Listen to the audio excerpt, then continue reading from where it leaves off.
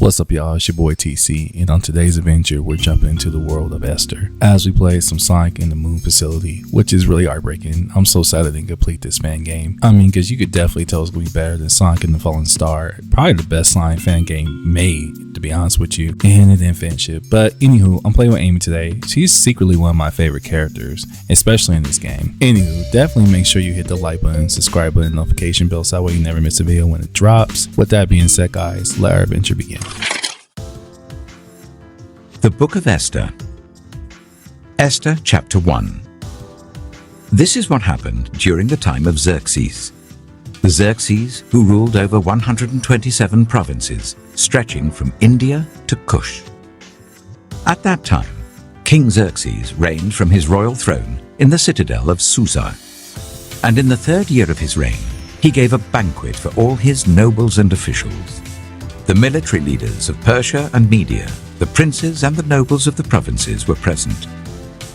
For a full 180 days, he displayed the vast wealth of his kingdom and the splendor and glory of his majesty. When these days were over, the king gave a banquet lasting 7 days in the enclosed garden of the king's palace for all the people from the least to the greatest who were in the citadel of Susa. The garden had hangings of white and blue linen, fastened with cords of white linen and purple material to silver rings on marble pillars. There were couches of gold and silver on a mosaic pavement of porphyry, marble, mother of pearl, and other costly stones.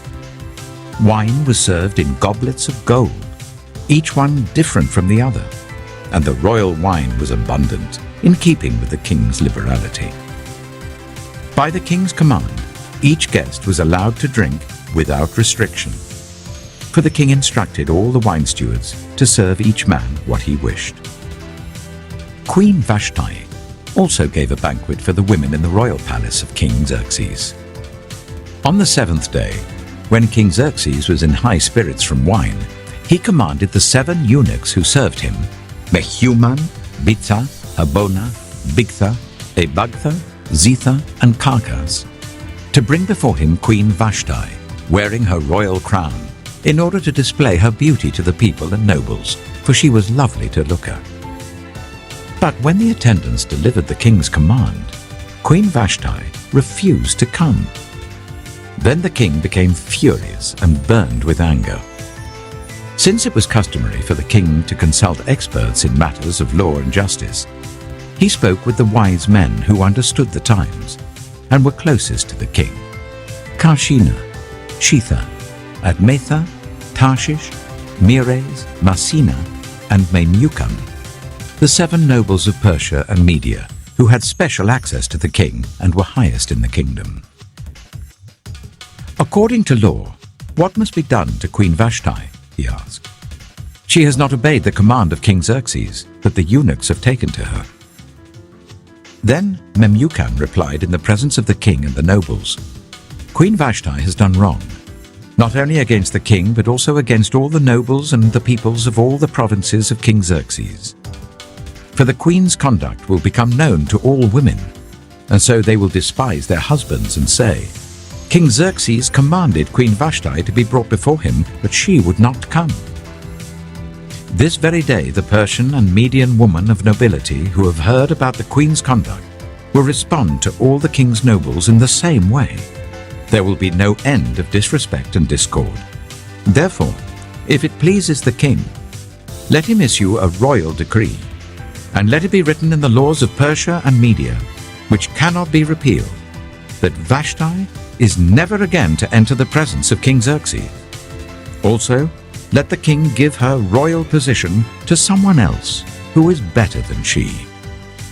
Then when the king's edict is proclaimed throughout all his vast realm, all the women will respect their husbands, from the least to the greatest. The king and his nobles were pleased with this advice. So the king did as Memucan proposed. He sent dispatches to all parts of the kingdom, to each province in its own script, and to each people in their own language, proclaiming that every man should be ruler over his own household, using his native tongue. Esther chapter 2. Later, when King Xerxes' fury had subsided, he remembered Vashti and what she had done and what he had decreed about her. Then the king's personal attendants proposed, "Let a search be made for beautiful young virgins for the king.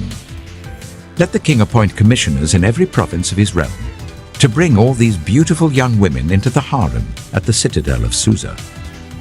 Let them be placed under the care of Hegai, the king's eunuch, who is in charge of the women, and let beauty treatments be given to them. Then let the young woman who pleases the king be queen instead of Vashti." This advice appealed to the king, and he followed it. Now there was in the city of Susa a Jew of the tribe of Benjamin, named Mordecai, son of Jair, the son of Shimei, the son of Kish, who had been carried into exile from Jerusalem by Nebuchadnezzar, king of Babylon, among those taken captive with Jehoiakim, king of Judah. Mordecai had a cousin named Hadassah, whom he had brought up because she had neither father nor mother. This young woman, who was also known as Esther, had a lovely figure and was beautiful. Mordecai had taken her as his own daughter when her father and mother died. When the king's order and edict had been proclaimed, many young women were brought to the citadel of Susa and put under the care of Hegai. Esther was also taken to the king's palace and entrusted to Hegai, who had charge of the harem. She pleased him and won his favor. Immediately he provided her with her beauty treatments and special food. He assigned to her 7 female attendants selected from the king's palace and moved her and her attendants into the best place in the harem. Esther had not revealed her nationality and family background because Mordecai had forbidden her to do so. Every day he walked to and fro near the courtyard of the harem to find out how Esther was and what was happening to her. Before a young woman's turn came to go into King Xerxes, she had to complete 12 months of beauty treatments prescribed for the women, 6 months with oil of myrrh and 6 with perfumes and cosmetics. And this is how she would go to the king. Anything she wanted was given to her, to take with her from the harem to the king's palace. In the evening she would go there, and in the morning return to another part of the harem, to the care of Sheashgaz, the king's eunuch who was in charge of the concubines. She would not return to the king unless he was pleased with her and summoned her by name. When the turn came for Esther, the young woman Mordecai had adopted, the daughter of his uncle Abihail, to go to the king, she asked for nothing other than what Hegai, the king's eunuch who was in charge of the harem, suggested. And Esther won the favor of everyone who saw her. She was taken to King Xerxes in the royal residence in the 10th month, the month of Tebeth, in the 7th year of his reign. Now the king was attracted to Esther more than to any of the other women, and she won his favor and approval more than any of the other virgins. So he set a royal crown on her head and made her queen instead of Vashti. And the king gave a great banquet, Esther's banquet, for all his nobles and officials. He proclaimed a holiday throughout the provinces and distributed gifts with royal liberality. When the virgins were assembled a second time, Mordecai was sitting at the king's gate. But Esther had kept secret her family background and nationality, just as Mordecai had told her to do, for she continued to follow Mordecai's instructions as she had done when he was bringing her up. During the time Mordecai was sitting at the king's gate, Bigthana and Teresh, 2 of the king's officers who guarded the doorway, became angry and conspired to assassinate King Xerxes. But Mordecai found out about the plot and told Queen Esther, who in turn reported it to the king, giving credit to Mordecai. And when the report was investigated and found to be true, the 2 officials were impaled on poles. All this was recorded in the book of the Annals in the presence of the king. Esther chapter 3. After these events, King Xerxes honored Haman, son of Hammedatha, the Agagite, elevating him and giving him a seat of honor higher than that of all the other nobles. All the royal officials at the king's gate knelt down and paid honor to Haman, for the king had commanded this concerning him. But Mordecai would not kneel down or pay him honor. Then the royal officials at the king's gate asked Mordecai, "Why do you disobey the king's command?" Day after day they spoke to him, but he refused to comply. Therefore they told Haman about it, to see whether Mordecai's behavior would be tolerated, for he had told them that he was a Jew. When Haman saw that Mordecai would not kneel down or pay him honor, he was enraged. Yet having learned who Mordecai's people were, he scorned the idea of killing only Mordecai. Instead, Haman looked for a way to destroy all Mordecai's people, the Jews, throughout the whole kingdom of Xerxes. In the 12th year of King Xerxes, in the first month, the month of Nisan, the pur, that is, the lot, was cast in the presence of Haman to select a day and month. And the lot fell on the 12th month, the month of Adar. Then Haman said to King Xerxes, "There is a certain people dispersed among the peoples in all the provinces of your kingdom who keep themselves separate. Their customs are different from those of all other people, and they do not obey the king's laws. It is not in the king's best interest to tolerate them. And if it pleases the king, let a decree be issued to destroy them. And I will give 10,000 talents of silver to the king's administrators for the royal treasury." So the king took his signet ring from his finger and gave it to Haman, son of Hammedatha, the Agagite, the enemy of the Jews. "Keep the money," the king said to Haman, "and do with the people as you please." Then, on the 13th day of the first month, the royal secretaries were summoned. They wrote out in the script of each province and in the language of each people all Haman's orders to the king's satraps, the governors of the various provinces, and the nobles of the various peoples. These were written in the name of King Xerxes himself and sealed with his own ring.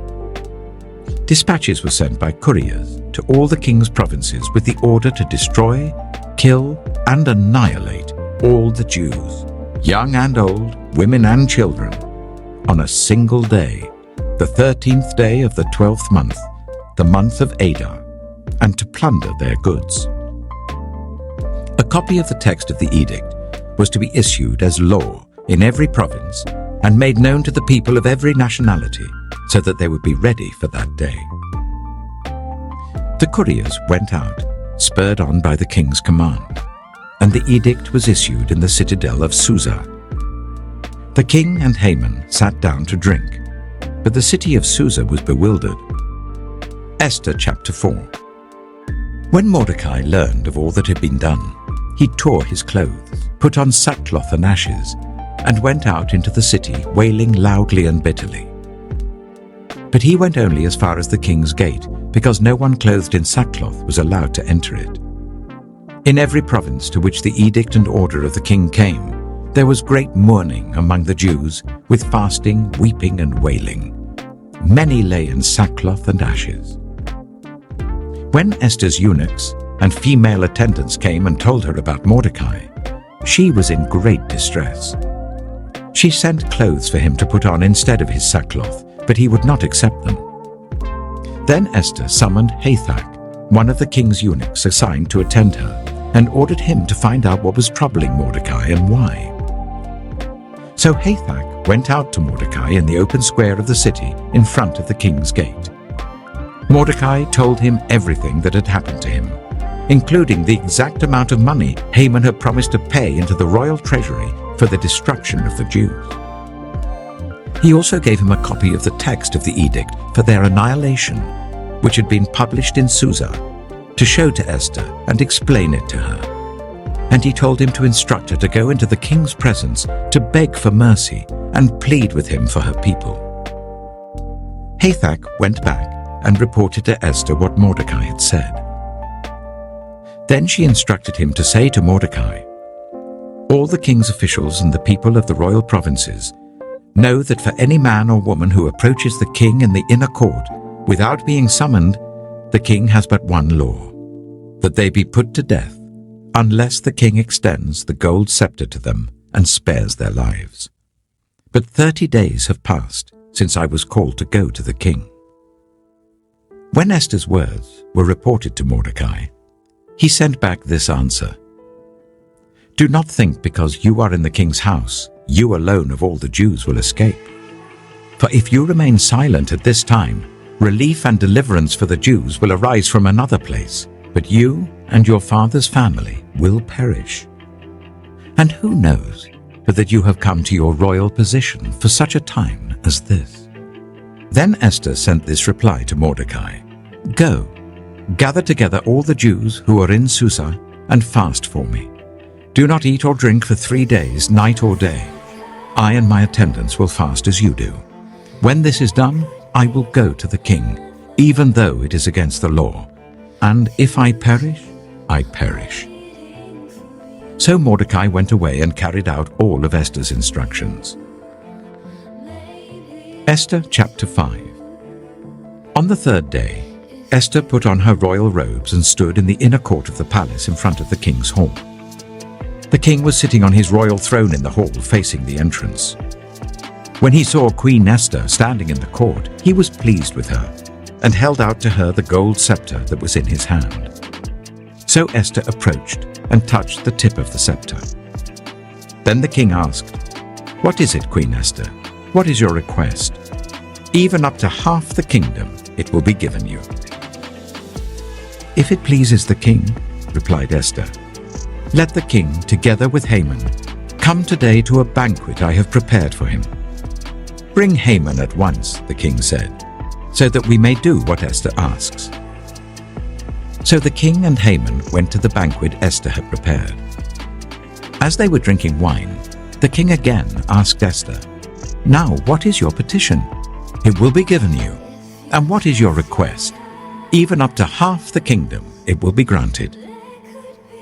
Esther replied, "My petition and my request is this. If the king regards me with favor, and if it pleases the king to grant my petition and fulfill my request, let the king and Haman come tomorrow to the banquet I will prepare for them. Then I will answer the king's question." Haman went out that day happy and in high spirits. But when he saw Mordecai at the king's gate and observed that he neither rose nor showed fear in his presence, he was filled with rage against Mordecai. Nevertheless, Haman restrained himself and went home.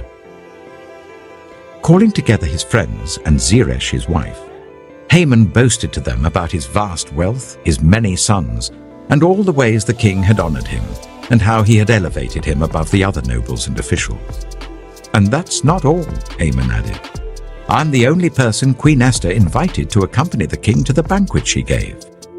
And she has invited me along with the king tomorrow. But all this gives me no satisfaction, as long as I see that Jew Mordecai sitting at the king's gate." His wife Zeresh and all his friends said to him, "Have a pole set up, reaching to a height of 50 cubits, and ask the king in the morning to have Mordecai impaled on it. Then go with the king to the banquet and enjoy yourself." This suggestion delighted Haman, and he had the pole set up. Esther chapter 6. That night the king could not sleep. So he ordered the book of the Chronicles, the record of his reign, to be brought in and read to him. It was found recorded there that Mordecai had exposed Bigthana and Teresh, 2 of the king's officers who guarded the doorway, who had conspired to assassinate King Xerxes. "What honor and recognition has Mordecai received for this?" the king asked. "Nothing has been done for him," his attendants answered. The king said, "Who is in the court?" Now Haman had just entered the outer court of the palace to speak to the king about impaling Mordecai on the pole he had set up for him. His attendants answered, "Haman is standing in the court." "Bring him in," the king ordered. When Haman entered, the king asked him, "What should be done for the man the king delights to honor?" Now Haman thought to himself, "Who is there that the king would rather honor than me?" So he answered the king, "For the man the king delights to honor, let them bring a royal robe the king has worn, and a horse the king has ridden, one with a royal crest placed on its head. Then let the robe and horse be entrusted to one of the king's most noble princes. Let them robe the man the king delights to honor, and lead him on the horse through the city streets, proclaiming before him, 'This is what is done for the man the king delights to honor.'" "Go at once," the king commanded Haman. "Get the robe and the horse, and do just as you have suggested for Mordecai the Jew, who sits at the king's gate. Do not neglect anything you have recommended." So Haman got the robe and the horse. He robed Mordecai and led him on horseback through the city streets, proclaiming before him, "This is what is done for the man the king delights to honor." Afterwards, Mordecai returned to the king's gate. But Haman rushed home, with his head covered in grief, and told Zeresh his wife and all his friends everything that had happened to him. His advisers and his wife Zeresh said to him, "Since Mordecai, before whom your downfall has started, is of Jewish origin, you cannot stand against him. You will surely come to ruin." While they were still talking with him, the king's eunuchs arrived and hurried Haman away to the banquet Esther had prepared. Esther chapter 7. So the king and Haman went to Queen Esther's banquet. And as they were drinking wine on the second day, the king again asked, "Queen Esther, what is your petition?" "It will be given you. What is your request? Even up to half the kingdom, it will be granted."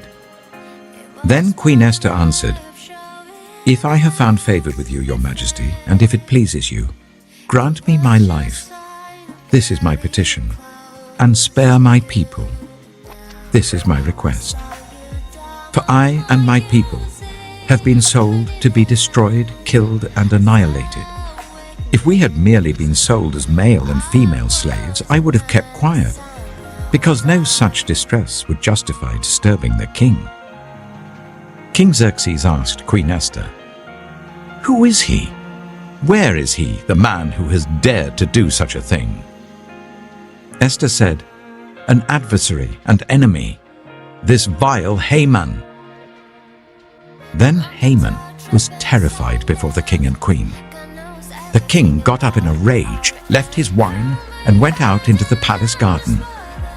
But Haman, realizing that the king had already decided his fate, stayed behind to beg Queen Esther for his life. Just as the king returned from the palace garden to the banqueting hall, Haman was falling on the couch where Esther was reclining. The king exclaimed, "Will he even molest the queen while she is with me in the house?" As soon as the word left the king's mouth, they covered Haman's face. Then Harbona, one of the eunuchs attending the king, said, "A pole reaching to a height of 50 cubits stands by Haman's house. He had it set up for Mordecai, who spoke up to help the king." The king said, "Impale him on it." So they impaled Haman on the pole he had set up for Mordecai. Then the king's fury subsided. Esther chapter 8. That same day, King Xerxes gave Queen Esther the estate of Haman, the enemy of the Jews. And Mordecai came into the presence of the king, for Esther had told how he was related to her. The king took off his signet ring, which he had reclaimed from Haman, and presented it to Mordecai. And Esther appointed him over Haman's estate. Esther again pleaded with the king, falling at his feet and weeping. She begged him to put an end to the evil plan of Haman the Agagite, which he had devised against the Jews. Then the king extended the gold scepter to Esther, and she arose and stood before him. "If it pleases the king," she said, "and if he regards me with favor and thinks it the right thing to do, and if he is pleased with me, let an order be written overruling the dispatches that Haman, son of Hammedatha the Agagite, devised and wrote to destroy the Jews in all the king's provinces. For how can I bear to see disaster fall on my people? How can I bear to see the destruction of my family?" King Xerxes replied to Queen Esther and to Mordecai the Jew, "Because Haman attacked the Jews, I have given his estate to Esther. and they have impaled him on the pole he set up. Now write another decree in the king's name on behalf of the Jews as seems best to you, and seal it with the king's signet ring. For no document written in the king's name and sealed with his ring can be revoked. At once, the royal secretaries were summoned on the 23rd day of the 3rd month, the month of Sivan. They wrote out all Mordecai's orders to the Jews and to the satraps, governors and nobles of the 127 provinces stretching from India to Kush. These orders were written in the script of each province and the language of each people, and also to the Jews in their own script and language. Mordecai wrote in the name of King Xerxes, sealed the dispatches with the king's signet ring, and sent them by mounted couriers who rode fast horses especially bred for the king. The king's edict granted the Jews in every city the right to assemble and protect themselves, to destroy, kill, and annihilate the armed men of any nationality or province who might attack them and their women and children, and to plunder the property of their enemies. The day appointed for the Jews to do this in all the provinces of King Xerxes was the 13th day of the 12th month, the month of Adar. A copy of the text of the edict was to be issued as law in every province and made known to the people of every nationality, so that the Jews would be ready on that day to avenge themselves on their enemies. The couriers, riding the royal horses, went out, spurred on by the king's command, and the edict was issued in the citadel of Susa. When Mordecai left the king's presence, he was wearing royal garments of blue and white, a large crown of gold, and a purple robe of fine linen. And the city of Susa held a joyous celebration. For the Jews, it was a time of happiness and joy, gladness and honor. In every province and in every city to which the edict of the king came, there was joy and gladness among the Jews, with feasting and celebrating. And many people of other nationalities became Jews, because fear of the Jews had seized them. Esther chapter 9.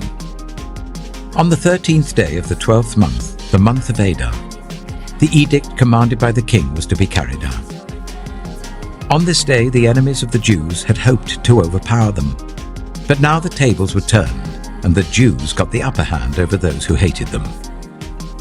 The Jews assembled in their cities in all the provinces of King Xerxes to attack those determined to destroy them. No one could stand against them, because the people of all the other nationalities were afraid of them. And all the nobles of the provinces, the satraps, the governors, and the king's administrators helped the Jews, because fear of Mordecai had seized them. Mordecai was prominent in the palace. His reputation spread throughout the provinces, and he became more and more powerful. The Jews struck down all their enemies with the sword, killing and destroying them.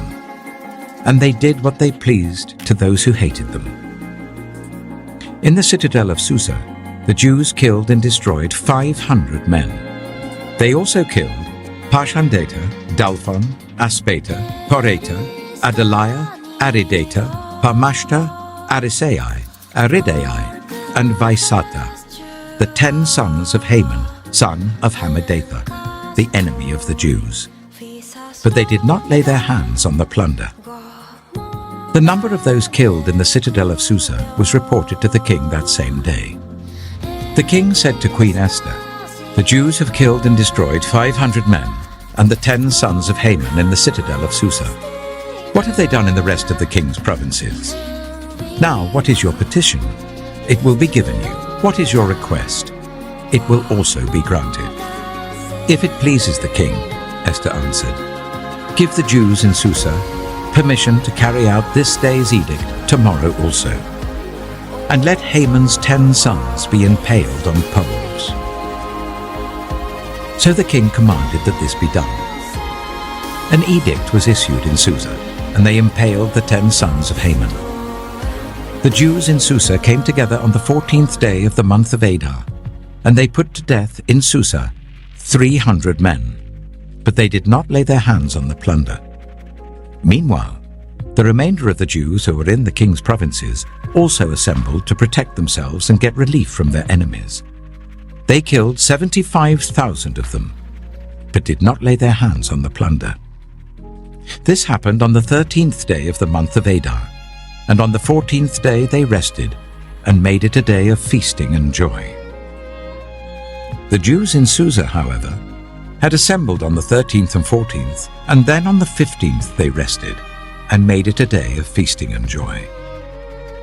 That is why rural Jews, those living in villages, observe the 14th of the month of Adar as a day of joy and feasting, a day for giving presents to each other. Mordecai recorded these events, and he sent letters to all the Jews throughout the provinces of King Xerxes, near and far, that they should celebrate annually the 14th and 15th days of the month of Adar, as the time when the Jews got relief from their enemies, and as the month when their sorrow was turned into joy and their mourning into a day of celebration. He wrote to them to observe the days as days of feasting and joy, and giving presents of food to one another and gifts to the poor. So the Jews agreed to continue the celebration they had begun, doing what Mordecai had written to them.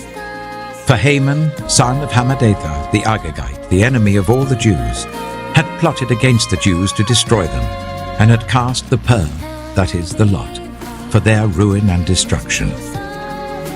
But when the plot came to the king's attention, he issued written orders that the evil scheme Haman had devised against the Jews should come back onto his own head, and that he and his sons should be impaled on poles.